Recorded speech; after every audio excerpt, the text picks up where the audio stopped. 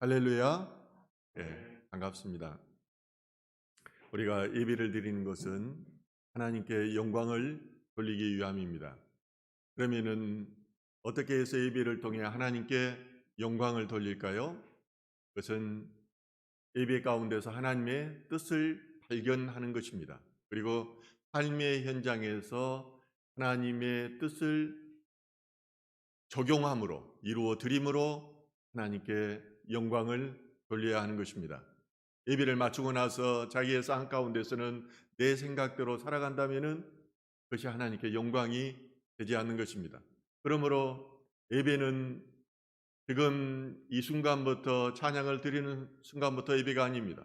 집에서 나오는 순간부터 집으로 가는 때까지가 예배인 것입니다. 그런 의미에서 오늘 저는 눕기를 통해서 오늘을 사는 우리들이 하나님의 뜻을 알고 그 뜻을 행함으로 어떻게 하나님께 영광을 올릴 것인가를 저는 찾고자 합니다. 누에게 임했던 하나님의 축복이 여러분들 가운데 임하기를 소원하는 것입니다. 구약 성경에 보면은 여인의 이름을 따서 제목을 붙인 성경이 두 권이 나옵니다. 하나는 오늘 본문에 나오는 눕기이고 하나는 에스더입니다. 눕기는 유대인들 중에 살았던 한 이방 여인에 관한 이야기입니다. 에스더는 이방인들 중에 살았던 유대 여인에 관한 이야기입니다. 그러나 하나님은 이스라엘 민족을 구원하시는 일에 이들 둘 다를 사용하십니다. 결국은 이 둘 다의 인생이 해피엔딩으로 끝난다는 것입니다. 룻은 성경에 나오는 어느 여인보다도 축복받은 여인이었습니다. 왜냐하면 룻의 후손으로 다윗 왕이 나옵니다. 그리고 룻의 후손으로 예수 그리스도가 나오기 때문입니다. 그러므로 오늘 본문을 대할 때 룻의 축복의 관점에서 이 본문을 대해야 됩니다. 어떻게 룻이 하나님을 섬겼고 어떻게 살았기에 그런 놀라운 이방 여인이 축복을 받았는가? 이 관점에서 우리가 그것을 바라보고 교훈을 찾는다면 분명히 여러분 가운데 축복이 임하리라 믿습니다. 룻이 살았던 시대는 사사시대입니다. 사사시대 하면은 떠오르는 것이 있습니다. 자기 생각에 자기 소견이 옳은 대로 살았던 시대가 사사시대입니다. 이 말은 무슨 말이냐면은 하나님의 말씀대로 사는 것이 아니라 내 주의와 주장대로 살았던 시대라는 것입니다. 인생에 있어서 가장 불행한 것은 하나님을 떠나는 것입니다. 하나님을 떠나면은 자기의 욕망과 이기심이 이끌려서 살게 됩니다. 이것이 바로 죄입니다. 그래서 도도하게 성경을 관통하는 하나의 맥이 있습니다. 그것이 바로 신명기적 사관이라는 것입니다. 신명기의 사관의 핵심은 인생에는 두 갈래의 길이 있는데 그 길은 축복과 저주의 길이 있다는 것입니다. 그럼 어떻게 하면 축복을 받고 어떻게 하면 저주를 받느냐? 이것이 바로 신명기적 가르침입니다. 그것은 내가 너희에게 준 여호와의 말씀을 순종하고 청종하면 너희에게 축복이 있을 것이요 너희가 하나님의 말씀을 떠나 지금까지 알지 못하던 우상을 숭배하면 너희에게 심판과 저주가 있으리라는 그런 가르침인 것입니다. 그런데 여호수아가 그에 함께한 세대는 모두가 죽어나갔습니다. 그리고 그 후손들은 이 신명기적 사관에 대해서 알지를 못했습니다. 한마디로 자녀 교육이 중요한 것이 이런 데 있습니다. 가정에서 하나님을 가정에서부터 가르치고 또 밥상에서도 하나님께 감사하는 법을 가르쳐야 됩니다. 그래야지 부모가 가졌던 그 신앙을 본받아서 자녀들이 시키지 않아도 자동으로 그것을 배워서 하나님을 경외하고 하나님의 말씀을 따라 살게 되는 것입니다. 율법의 핵심을 잊어버렸으니 그들이 하는 것이라는 것은 우상을 숭배하는 일밖에 없었습니다. 그 우상이 바로 가나안 땅에 있었던 바알이라는 신입니다. 우리는 오늘 본문 말씀을 이해하기 위해서 바알 신이 어떤 신이었는가에 대해서 알아볼 필요가 있습니다. 바알 신의 아버지는 엘입니다. 엘에게는 아들이 몇 명이 있었는데 바알도 그 중에 한 사람입니다. 가나안 사람들은 비가 오지 않으면 폭풍의 신 바알이 바다의 신에 밟혀서 죽음의 영역에 갇혀 있기 때문이라고 그렇게 생각했습니다. 이때는 어떤 수단과 방법을 떠서라도 바알 신이 살아서 벌떡 일어나서 비가 내리도록 그렇게 해야 했습니다. 그래서 가나안 사람들은 바알 신을 깨우려면 성욕을 돋구어야 된다고 생각한 것입니다. 그래서 바알 신전의 한 중앙에다가 동상을 세워놓고 그 안에서 신전의 창기들과 같이 그룹 색수를 벌였습니다. 바알 신을 섬기는 제사법이 얼마나 짜릿합니까? 고통스러운 하나님의 제사법과는 전혀 다른 것입니다. 이것이 문화의 이름으로 종교의 이름으로 행해졌습니다. 어떤 죄책감도 없다는 것입니다. 그러므로 이스라엘 백성들이 하나님의 말씀을 떠나면은 바알 우상으로부터 헤어나지를 못하게 되어 있습니다. 오늘날 세상 사람들이 하나님을 떠나면은 이렇게 바알 신과 같은 짜릿한 우상 숭배에 빠지게 되어 있습니다. 바알과 같은 풍요를 쫓아서 그렇게 살아가게 된다는 것입니다. 맨정신으로 안 되면은 마약을 해서라도 이런 것을 하려고 버리려고 하는 것이 오늘의 세대인 것입니다. 배교와 전쟁, 성적 타락과 폭력, 도덕적 부패와 무정부 상태인 사사시대에 하나의 빛이 비치고 있습니다. 오늘 성경은 이 스포트라이트가 어떻게 비치느냐에 주목을 해야 됩니다. 이것이 바로 룻기를 통해서 어둠 가운데 비치다가 이제 마태복음을 통해서 신약 시대의 이 스포트라이트가 강력하게 비춰지는 것입니다. 그것이 바로 오늘 본문에서 다루고 있는 룻이라는 한 여인입니다. 그러면 룻이라는 여인은 어떻게 해서 하나님의 축복을 받았을까요? 첫 번째로 룻은 하나님을 사랑한 여인이었습니다. 오늘 본문 16절에 보면은 그렇게 말합니다. 룻이 이르시되 내게 어머니를 떠나며 어머니를 따르지 말고 돌아가라 강권하지 마옵소서. 어머니께서 가시는 곳에 나도 가고 어머니께서 머무시는 곳에서 나도 머물겠나이다. 어머니의 백성이 나의 백성이 되고 어머니의 하나님이 나의 하나님이 되시리니. 이스라엘의 흉년이 들자 이제 멜기세덱은 가족들을 이끌고 음행과 우상 숭배가 가득한 모압 땅으로 떠납니다. 그러나 모압에서 엘리멜렉은 40뿐만 아니라 두 아들까지 모두 잃어버리고 맙니다. 엘리멜렉의 아내 나오미는 남편과 두 아들을 잃고 이제 고향인 베들레헴으로 돌아가기로 결단합니다. 이때 나오미는 이 모압 출신인 두 며느리에게 친정으로 돌아가서 재혼해서 살라고 권면합니다. 그러자 첫째 며느리인 오르바는 못 이기는 척하고 이제 시어머니 곁을 떠납니다. 이때 둘째 며느리인 룻이 오늘 본문에서 그렇게 말하는 것입니다. 어머니의 백성이 나의 백성이 되고 어머니의 하나님이 나의 하나님이 되시리니. 룻은 하나님을 믿고 그의 백성이 되겠다고 고백하는 것입니다. 이 말 속에는 룻의 믿음과 성품이 그대로 녹아내려져 있습니다. 그러므로 하나님만 의지하는 신앙을 보인 룻은 하나님이 책임져 주시는 인생의 표본을 보인 것입니다. 하나님은 우리가 어떤 마음을 가지고 하나님을 사랑하신지를 봅니다. 우리의 내면을 보시는 분입니다. 하나님은 영이시기 때문에 우리의 생각까지도 아시는 분입니다. 그 내면에 진실하게 하나님을 사랑하고 하나님의 백성으로 살기를 원하면은 축복해 주신다는 것입니다. 처음에 룻의 인생은 힘들고 고달픈 인생이었습니다. 이방 여인이 거룩한 유대인과 결혼하면은 잘 살 줄 알고 모압 땅에서 강을 건너서 산을 넘어서 이제 베들레헴까지 와서 결혼을 했는데 그 땅에 흉년이 온 것입니다. 그래서 먹고 살기 힘드니까 그러면은 우리 친정 나라가 있는 모압 땅으로 가서 삽시다 해서 모압 땅으로 옮겨왔습니다. 그런데 모압 땅에 와서도 인생이 풀리지가 않는 것입니다. 이곳에 왔더니 시아버지가 죽고 얼마 안 돼서 또 자기 남편이 죽었습니다. 이제 그는 인생의 새로운 결단을 해야 했습니다. 친정에 있는 모압 땅에서 재혼해서 인생의 새 출발을 할 것인가?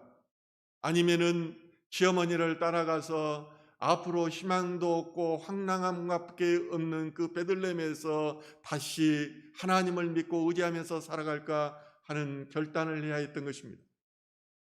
그는 시어머니를 보면서 시어머니의 신앙을 본받기로 작정한 것 같습니다. 시어머니의 인생은 고달프고 또 괴로운 그런 삶이었지만 그 안에는 믿음이 있었고 인격이 있었고 기쁨이 있었다는 것은 그를 발견한 것입니다.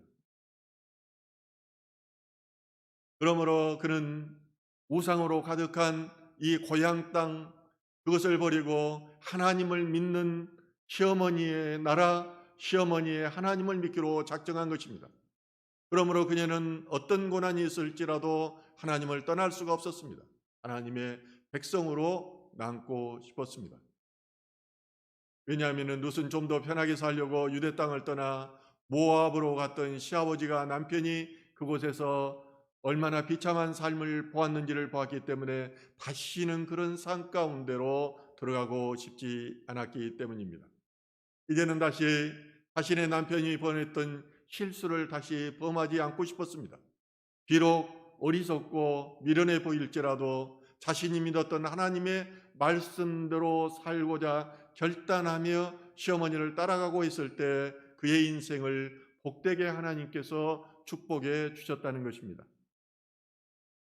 우리의 인생에도 가뭄이 오고 고난이 올 수 있습니다. 앞이 보이지 않을 것 같은 상황이 계속될 수도 있습니다. 그러나 그 속에서 내가 무엇을 선택하는가를 하나님은 보십니다. 세상 사람들의 방식을 택할 것인가, 하나님의 방식을 택할 것인가 하는 것입니다.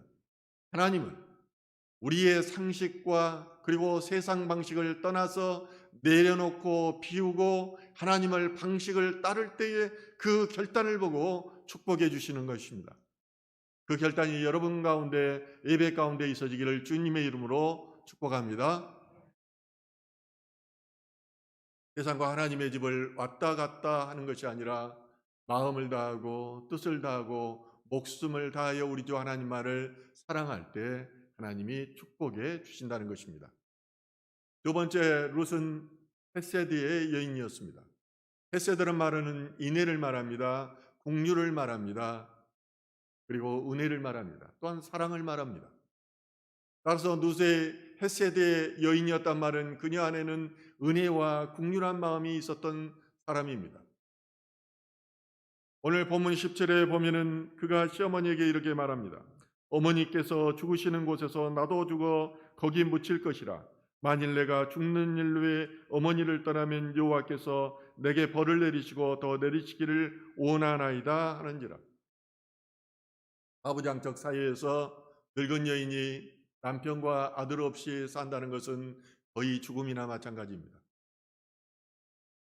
그래서 성경에서는 고아와 과부와 객을 도우라고 계속해서 말씀하시는 것입니다. 그들이 남의 도움이 없이는 유대 공동체 사이에서 살아남지를 못하기 때문입니다. 그럼에도 불구하고 나오미는 젊은 며느리들의 앞날이 걱정이 되었습니다. 그래서 나는 걱정하지 말고 너희들을 떠나라고 말합니다. 이제 큰 며느리는 못 이기는 척하고 그를 떠나갑니다. 그리고 룻도 이제 동서처럼 못 이기는 척하고 시어머니를 떠나서 모압 땅에 눌러앉아 살면 됩니다. 그러나 룻은 그런 여인이 아니었습니다. 그녀 안에는 헤세드의 마음이 있었습니다. 시어머니를 생각하는 인애와 긍휼의 마음이 있었습니다. 동서도 떠났는데 남아졌던 하면은 시어머니는 도저히 살 수 없었을 것 같습니다. 우선은 육체적인 것도 문제지만은 신앙 안에서 서로 의지하면서 살았는데 그 마지막 끝마저 떨어져 버린다면은 시어머니의 삶은 이제 사는 것이 아니라는 것을 룻도 알았습니다. 그러므로는 그 어떤 가망이나 체면 때문에 시어머니를 따라간 것이 아닙니다. 순수한 헤세드의 마음으로 공궁에 처한 시어머니를 끝까지 돕고 그에게 충성하기로 작정하고 시어머니를 따라갔던 것입니다. 예수님의 마음이 헤세드의 마음입니다. 예수님은 길을 잃고 헤매고 있는 불쌍한 영혼들을 볼 때 마음이 아팠습니다. 그러므로 예수님은 그들의 상황 속을 먼저 주목하셨고 그들에게 다가갔으며 그들과 같이 아파하셨습니다. 예수님의 그 아파하는 헤세드의 마음 가운데 기적이 일어납니다.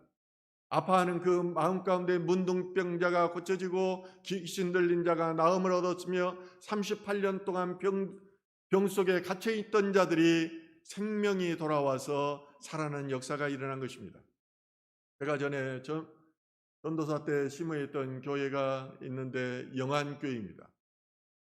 영안이 열리다 할 때 그 거기에서 나온 말입니다. 이 목사님이 대학을 졸업하고 조그만 사업체를 운영해서 이 성공적인 그런 경영을 하고 있었는데 어느 날 하나님이 환상으로 보여주더랍니다. 수많은 사람들이 한 길로 지나가고 있는데 그들이 눈동자가 보니까 눈동자가 다 멀었더라는 겁니다. 그 안에 초점이 없더라는 겁니다. 그러니까 수많은 사람들이 인생의 방향을 잃고 지옥을 향해서 이렇게 영안이 닫혀가지고 가고 있는 것을 보고 깜짝 놀라서 저 영혼들을 구원하기 위해서 그가 사업체를 정리하고 목회자가 되었습니다. 그래서 개척한 교회가 영안교회입니다. 우리도 마찬가지입니다. 누군가를 위해서 중보기도할 때 아파하는 마음으로 헤세드로의 마음으로 기도할 때 역사가 일어납니다. 그러므로 룻기가 기록된 것은 하나님께서 우리에게 인애를 원하신다는 사실을 알려주기 위한 것입니다. 너희도 룻과 같이 이웃을 위해서 인애의 마음을 가지라는 것입니다. 예수님처럼 이웃의 영혼을 위해서 아파하는 마음을 가지라는 것입니다. 이것이 하나님의 뜻입니다. 교회를 다닌다고만 하지 말고 도저히 남의 아픔에도 관심도 없는 죽어있는 신앙에서 깨어나라는 것입니다. 교회에 모이기만 하지 세상에 나가 빛과 소금이 없는 상태에서 벗어나라는 것입니다. 나오미가 인생에서 흉년과 죽음 가운데 텅 비어졌다가 다시 채워지고 인생의 핑호가 찾아온 것은 그가 바로 헤세드의 마음이 있었기 때문입니다. 한 믿음의 공동체에서 약한 자가 공공에 처해 있을 때 강한 자가 자발적으로 보이는 그 도움의 손길, 이것이 바로 인애의 힘입니다. 그러므로 예수 그리스도로 인해서 구원을 받은 언약 백성에게 요구되는 것 또한 이 헤세드인 것입니다. 코로나로 인해서 서로가 힘이 듭니다. 어렵습니다. 이런 때 자기 자신 하나도 감당하기 힘듭니다. 그런데 이런 상황 속에서 어떻게 이웃을 배려하고 그 아픔을 나누라고 물을 수도 있습니다. 그것은 목사님이나 하십시오. 목사님들은 거기에다가 목숨을 건 사람들이니까 목사님이 모든 것 하십시오. 이렇게 할 수도 있습니다. 근데 목사는 목사의 그 범위 내에서 합니다. 그렇지만 여러분들이 축복받는 것은 여러분의 몫입니다. 내가 이렇게 힘들다고만 말하지 않고 소자에게 물 한 컵을 대접할 수 있는 여력은 누구에게나 있습니다. 이것을 하라는 겁니다. 소자에게 물 한 컵 대접하라. 하나님은 우리에게 거창한 것, 큰 것을 요구하지 않습니다. 조그마한 마음을 요구하십니다. 룻에게도 아무것도 없었습니다. 그렇지만 그녀는 인애의 마음이 있었습니다. 나도 비록 힘들지만 그러함에도 불구하고 어머니의 곁을 지키겠다는 그 마음을 보고 하나님께서 축복해 주신 것입니다. 우리가 하나님을 믿고 하나님을 사랑한다는 것이 과연 무엇입니까? 하나님이 말씀하시면 그대로 행하는 것입니다. 하나님이 원하시면 나는 손해를 보고 내가 정말로 지옥에 가는 것처럼 힘이 들지만은 그것을 말씀에 순종하여 따르는 것입니다. 내가 바라지 않고 아무런 대가 없이 행하였더니 내가 바라는 것 이상을 주는 것이 하나님의 방법입니다. 하나님의 섭리입니다. 이것을 믿으시기 바랍니다. 세 번째로요, 룻은 현숙한 여인이었습니다. 이제 룻은 시어머니를 따라 유다의 베들레헴으로 돌아옵니다. 그들이 돌아오자 마을에는 소동이 일어났습니다. 큰 동요가 일어났습니다. 그리고 이제 나오미한테 묻습니다. 당신이 나오미가 아닙니까? 그러자 나오미의 대답이 참 재미있습니다. 나를 나오미라고 부르지 말라. 나를 마라라고 부르라.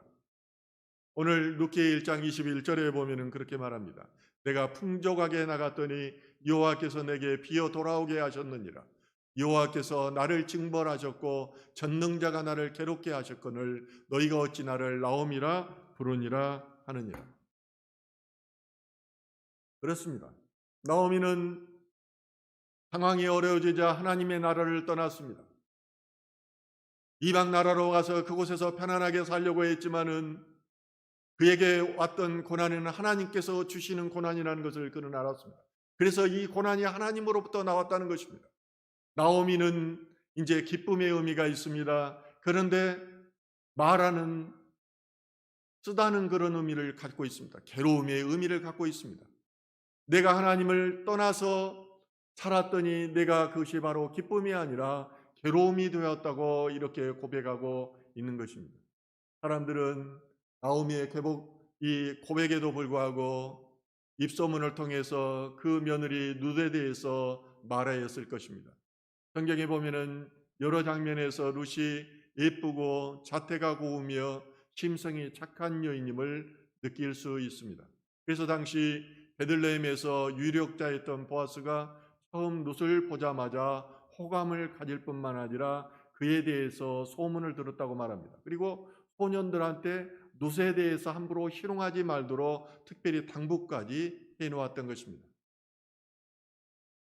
사람들의 관심은 이제 나오미에서 룻에게로 옮겨갑니다. 상식적으로 이해가 가지 않습니다. 저렇게 예쁘고 참한 이방 여인이 남편도 없이 시어머니를 모시기 위해서 모압 땅에서 다시 베들레헴까지 왔다는 것이 그들에게는 큰 화제거리였던 것입니다. 이 소문을 듣고 보아스도 그녀에게 관심을 가집니다. 이 관심은 사람이 가지는 관심이 아닙니다. 하나님께서 어떤 사람을 미리 준비해 주시고 그 사람에게 생각을 집어넣는 것입니다. 그리고 그 생각 속에 사랑을 주셔서 보아스가 룻을 사랑하게 만듭니다. 룻이 시어머니를 봉양하기 위해서 밭에 나가 떨어진 이삭을 줬다가 우연히 그녀와 이 보아스가 만나게 됩니다. 이 보아스는 기업을 물을 자, 기업을 회복시켜줄 그런 친족에 해당되었습니다. 이스라엘에 전통적으로 기업 물을 자라는 제도가 있습니다. 오늘 룻기를 이해하는데 이 고멜 제도에 대해서 알아야 됩니다. 그래야지 이 안에서 헤세드의 마음을 알 수가 있는 것입니다. 고멜이라는 이 용어는 무려 룻기에서만 13회가 등장합니다. 기업물을 자라는 것은 어려운 일을 당한 가족이 공동체에서 갖고 있던 완전한 권리를 잃거나 잃어버릴 위험이 있을 때에 이 권리를 그 가족 대신에 회복하거나 또한 보존할 수 있는 특권과 의무를 말하는 것입니다. 기업물을 짜는 특별한 친족 중에서만 가져야 됩니다. 이 기업물이라는 것은 되돌리다는 의미를 갖고 있습니다. 잊었던 것은 되돌리고 회복시켜주는 것을 의미합니다. 이제 나오미가 베르델렘을 떠났을 당시에 그는 먹을 것이 없었고 가난했기 때문에 가진 것을 다 팔아서 쓰고 이방 땅으로 떠났던 것 같습니다. 그런데 이 땅을 살려고 하니까 돈이 없는 것입니다. 이제 그거할 것도 불편할 뿐만 아니라 먹고 살 것도 막막했던 것입니다. 그런데 보아스라는 사람이 룻의 기업물을 자가 되기를 자청합니다. 기업물을 자가 되면은 자식을 낳아도 자기 자식이 아닙니다. 전 남편의 성을 따르고 전 남편을 따르게 되어 있습니다. 그의 가업을 잇도록 되어 있습니다. 그래서 내가 이 아들에게 내 유산을 넘겨주면은 전 남편의 유산이 되는 것입니다. 그럼에도 불구하고 보아스는 왜 룻을 위해서 이 희생, 기업물을 자의 희생을 감당하려고 했을까요? 룻기 3장 11절에 보면은 그렇게 말을 하고 있습니다. 그리고 이제 내 딸아 두려워하지 말라. 내가 내 말대로 내게 다 행하리라. 내가 현숙한 여자인 줄을 나의 성읍 백성이 다 아느니라. 그것은 바로 룻이 현숙한 여인이었기 때문입니다. 현숙한 여인임을 안 보아스의 마음에는 그녀를 사랑하는 마음이 생겼습니다. 그래서 그녀를 위해서 자신의 어떤 것을 희생하고 다 주더라도 아깝지가 않는 것입니다. 그것은 오직 그녀가 현숙한 여인이라는 단어 속에 모든 것이 포함되어 있습니다. 구약에서 현숙한 여인이라는 그 단어는 잠언서 31장 10절에 한번 기록되고 있습니다. 여기에 보면은 이렇게 말합니다. 누가 현숙한 여인을 찾아 얻겠느냐? 그의 값은 진주보다 더하니라. 그런 자의 남편의 마음은 그를 믿나니 산업이 핍절하지 아니하겠으며 그런 자는 살아있는 동안에 그의 남편에게 선을 행하고 악을 행하지 아니하니라. 여러분들 다 현숙한 여인이길 원합니다. 그렇습니다. 룻은 비록 이방 여인이었지만 그 마음속에 하나님을 사랑하는 마음이 있었습니다. 또한 시어머니를 모시고자 하는 헤세드의 마음이 있었습니다. 또한 지혜와 정조를 가지고 있는 현숙한 여인이었습니다. 이것을 보고 하나님께서 일하신 것입니다. 지난 9월 3일에 소천하신 이돈 장로님이 계십니다. 이분은 아시아 최초로 세계 무역협회 총재를 역임하신 분입니다. 그런데 신앙 안에 있었던 그가 어떻게 옥스퍼드 대학교에서 공부할 수 있었는지에 대한 간증은 우리에게 많은 감동을 줍니다.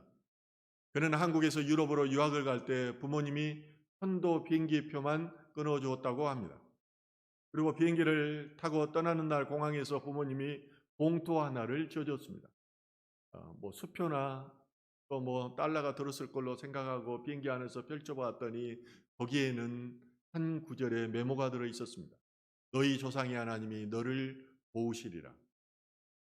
무일품으로 유학을 떠났으니 할 수 있는 것이라고는 기도하는 것밖에 없었습니다. 그는 이제 비행기 안에서부터 기도했습니다.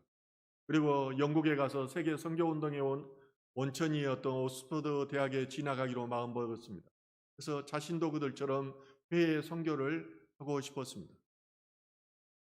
그는 이 마음을 품고 웨슬리 기념교회에 가서 옥스퍼드 대학에 다닐 수 있게 해달라고 하나님 앞에 기도했습니다. 이렇게 하고 대학의 학장을 찾아가서 이 학교에 다니고 싶다고 말을 합니다. 학장이 묻습니다. 당신이 실력이 됩니까? 그랬더니 실력은 안 되지만 앞으로 하면은 할 수 있습니다. 그러면 학비는 있습니까? 학비는 없기 때문에 장학금을 받아야 됩니다. 숙소는 있습니까? 숙소도 없고 노숙하고 있습니다. 그러면은 당신이 숙소의 문제를 해결하고 오십시오. 그래서 그는 계속해서 그 하나도 요건을 충족하지 못했기 때문에 옥스퍼드 대학을 땅받기를 합니다. 매번 뚫습니다. 그리고 계속해서 기도를 합니다. 이것을 다시 학장이 보고 다시 불러드립니다. 그리고 나서 숙식의 문제를 해결하고 오늘 중으로 오라고 했었는데 그날 밖에 나갔다가 어떤 사람들이 중국인들을 위한 그 선교를 하는 그 종이 쪽지를 받아들이게 됩니다. 이게 인연이 돼가지고 중국인 선교를 위한 선교센터에서 숙식의 문제가 해결되게 됩니다. 이렇게 함으로 그는 장학금을 받고 옥스퍼드 대학을 졸업하게 되었다는 것입니다. 저는 짧게 이 내용을 이렇게 소개하지만은 그 내용의 과정을 우리가 읽게 되면은 이건 도저히 하나님이 아니고서는 할 수 없다는 것을 느끼게 됩니다. 돈 한 푼 없는 사람이 어떻게 세계적 명문인 옥스퍼드대를 시험도 안 보고 장학생으로 졸업할 수 있겠습니까? 하나님의 사람은 일생 가운데 이런 일을 반복적으로 경험합니다. 그래서 삶이 기적으로 느껴지는 것입니다. 이것을 경험하기 때문에 하나님 앞에서 나를 부인하고 십자가를 지면서 하나님의 충성을 다하는 것입니다. 룻은 이스라엘이 적이자 멸시받는 모압 족속의 여인이었습니다. 유대인들은 모압 사람들을 개처럼 취급했습니다. 신명기서 23장 3절에 보면은 이스라엘 회중 가운데서 모압 사람은 10대까지 제외한다고 되어 있습니다. 유대 공동체에 들어올 수가 없는 것입니다. 그만큼 멸시받는 민족이었습니다. 그런데 하나님께서는 모압 여인이었던 룻의 마음을 보시고 그를 위해 보아스를 준비시키고 그를 통해 다윗 왕을 낳게 하십니다. 룻이 다윗 왕의 증조모가 되는 것입니다. 더욱이 재미있는 것은 보아스는 살몬의 자손이었는데 마태복음 1장 5절에 보면 그 살몬이 기생 라합의 남편입니다. 기생 라합이 어떤 사람이었죠? 이방 여인이면서 여리고성에서 목숨을 걸고 정탐꾼을 숨겨준 사람입니다. 그래서 믿음의 여인이 바로 라합인 것입니다. 그런데 이런 불명예스러운 가계를 통해서 하나님의 역사가 일어난 것입니다. 보아스와 룻 사이에 예수 그리스도와 다윗이 나왔다는 것입니다. 하나님께서 생각하는 사이는 룻과 같이 보아스와 같이 그 공궁에 처한 사람을 돕는 그런 사이였을 것입니다. 또한 이러한 하나님의 계획한 하나님의 뜻을 이루는 사람을 하나님은 축복하십니다. 그러므로 룻기는 장례식장에서 시작해서 결혼식으로 끝납니다. 기근으로 출발해서 충만함으로 끝납니다. 성도님의 삶이 지금은 비록 어렵고 힘들지만은 이 룻의 신앙을 바라봐야 됩니다. 이걸 본받아야 됩니다. 듣고 말아서는 안 됩니다. 목사의 말을 들어서는 이것이 나에게 꽂히지 않고 내 삶을 결코 변화시키지 못합니다. 여러분들이 이것을 통과하지 못하기 때문에 그 삶의 비등점을 넘지 못해서 하나님을 만나지 못하는 것입니다.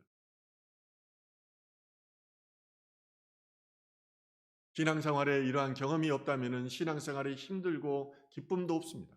온전히 하나님만 의지하고 하나님을 뜻 가운데 행함으로 결국 하나님의 충만으로 채워지시는 여러분 되기를 주님의 이름으로 축원합니다.